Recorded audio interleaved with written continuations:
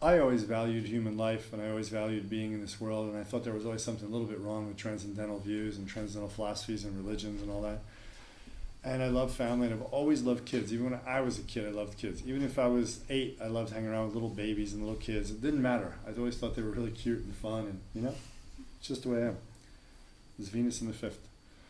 So as I got older, astrologers made predictions that I would have a lot of students that were younger than me, and children maybe if I got married, but difficult and all that kind of stuff.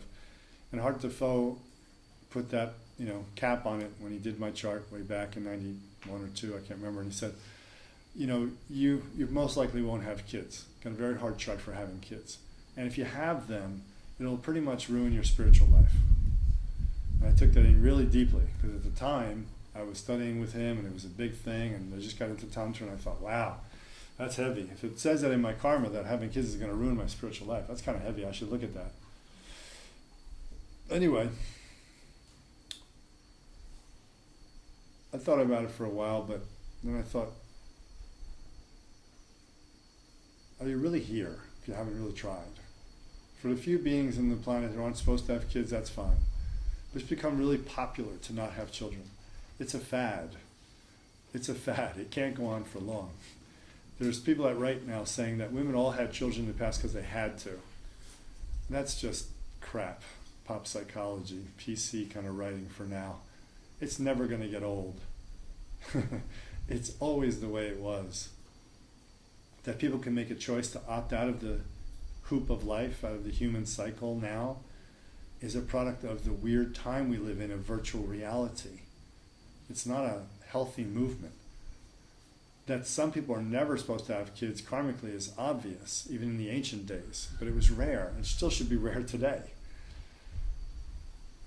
For yogins, and I was giving a little biography, so for me especially, I got to the point where I said, how will I really know? And I got to the point where I thought, how can I say I'm going to be a tantric master someday, master of the universe, and what, I can't master having a family? What does that say about me? Kids are going to drive me that nuts that I lose enlightenment because of a child screaming and poking me and whatever, or I'm losing sleep for 10 years or something, that's going to ruin my enlightenment? What kind of a wussy position is that? And then you study more and you see that many of our Mahasiddha ancestors had family. And family was a big part of that. Now, I'm sure it wasn't like the normal family, full of driving kids to the soccer camp, and hysterical fits over they didn't eat your alphabet soup that night or something. And far from being an obstacle, that family life was a part of the path, showed a deeper aspect of the path of life itself, of spiritual cultivation itself. And I was imprinted with those very clear experiences and moved by them. And then I thought, what went wrong in our tradition? We were started by householders, by family members who had children. Yeah, maybe the female guru had 5 male consorts instead of 1. Maybe she had children with 3 of them. But what's the difference? It's still family.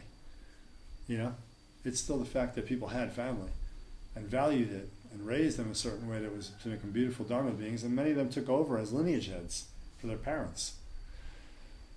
That was the craft of that family, you follow?